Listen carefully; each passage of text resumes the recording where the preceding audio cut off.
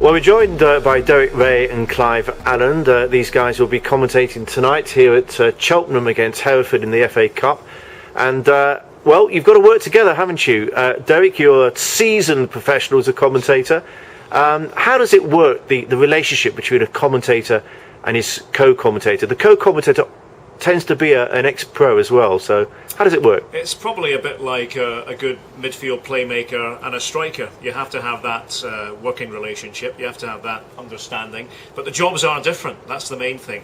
My job is mainly to identify, to perhaps amplify a little bit. Clive's job is to give the ex-players perspective and to point out things that mere commentators can't necessarily see, because our job is a bit more fundamental. So it is teamwork. That's what it comes down to, teamwork. And I guess the viewer wants to hear from you what's happening, but they want to hear probably more from the ex-pro about why it happened. Exactly. You've summed it up. I think you've been here before. And Clive, for you, it's I guess knowing when to speak and when not to speak. Yes, that's right. I think quite normally you would take the replays on any of the action. Obviously Derek does most of the speaking and most of the information comes from him. But I think it's for me to give an insight into one or two things that happen in the game that maybe people don't pick up on. A spinning ball or something that comes off, deflects off of someone and goes in.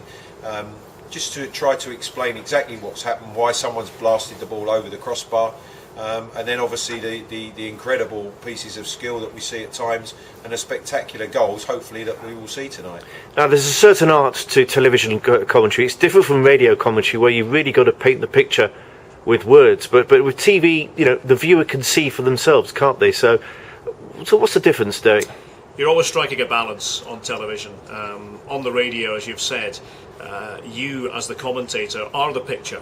On television, the picture is already painted. So what you're trying to do is, in a sense, get out of the way, but at the same time still point out what's necessary. A game like Cheltenham Town against Hereford United, there'll be committed people watching, supporters of both clubs, but there will also be a lot of neutrals who perhaps are not familiar with Cheltenham Town, maybe don't know who the key midfield players are for Hereford United. So it's more about that, and it's being careful that as a commentator you're not just restating what the viewer can already see. Now, Clive, be honest, when you were a pro, I don't know what you thought about people like Derek and commentators, but now you're on the other side of the fence.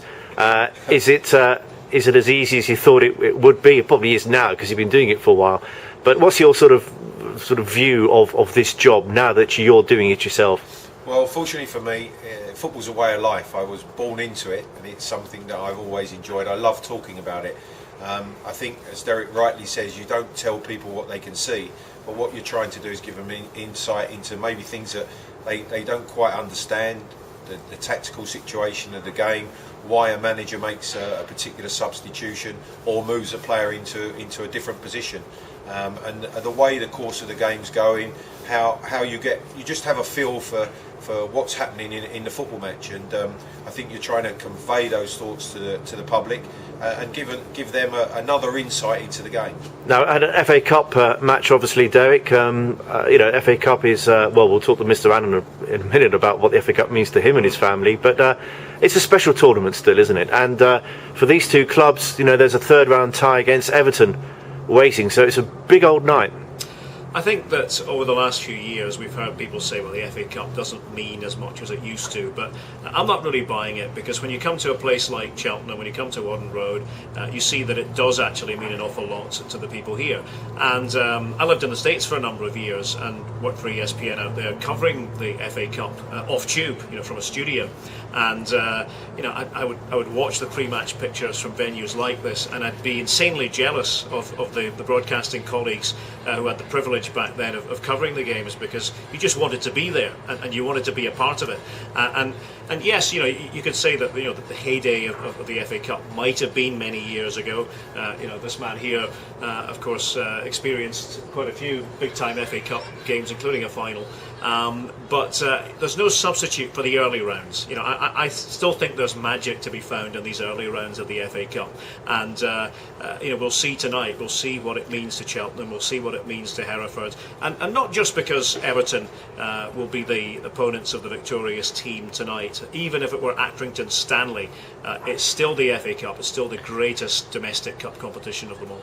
Well, Clive, this could take a couple of hours, but perhaps you could briefly explain the Allen history with the FA Cup, and indeed even with Cheltenham Town. Yeah, well, firstly, magic is definitely the word for me. There is a magic about the FA Cup ever since I had the fortune of playing in it from a 17-year-old. And I always remember senior players saying, come on boys, make sure we get a result today. You don't get too many chances at this competition. It's not like a league programme.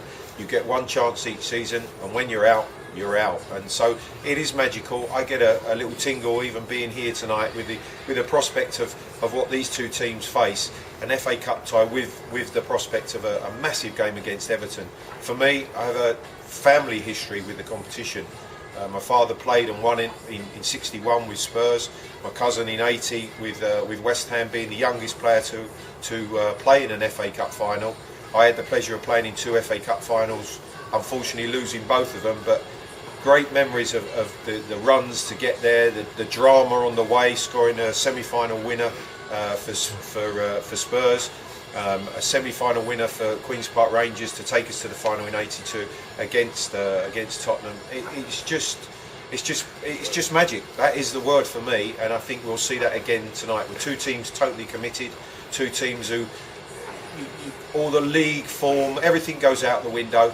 It's a one-off. It's just a very, very special occasion. And we know you and your family for Spurs, QPR, etc. But there's a link to even Cheltenham Town with the Allen dynasty, isn't there? Yes, there is. It's fabulous to be here tonight. My uncle was a general manager here many years back. He played for Charlton, Bournemouth, and played abroad in Belgium as well.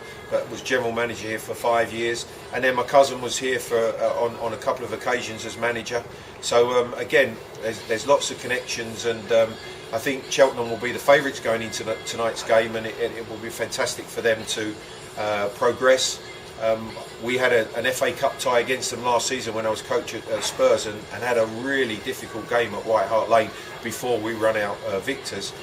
So I know how important it is for every single person connected with both clubs this evening. And finally, Derek, we're all of a certain age, unfortunately, where Hereford United, it was a long time ago, but you still associate that club, don't you, with a win and a goal?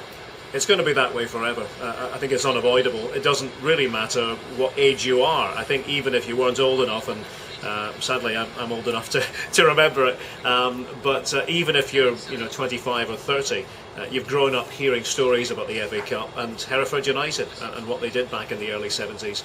And everyone knows the names of Ronnie Radford and Ricky George and Colin Addison, of course. And, Hereford United remain to this day pillars of the FA Cup. It's in the club's DNA, no getting away from it. Finally, Clive, we were talking off air about how difficult it is for any sportsman to retire from sport and try and find something to replicate the buzz of playing sport. Well, the answer is you can't, but doing what you do, get some way towards it at least. Yes, it is a substitute for it, I have to say, and I do get, as I said earlier, a real tingle, a real buzz about being here tonight in the situation of co-commentating on an FA Cup tie. It is a fantastic feeling. There is no substitute for actually playing, pulling on a shirt and going out, crossing the white line and playing in an FA Cup tie, but this is a good second. Gentlemen, have a great night. Thank you.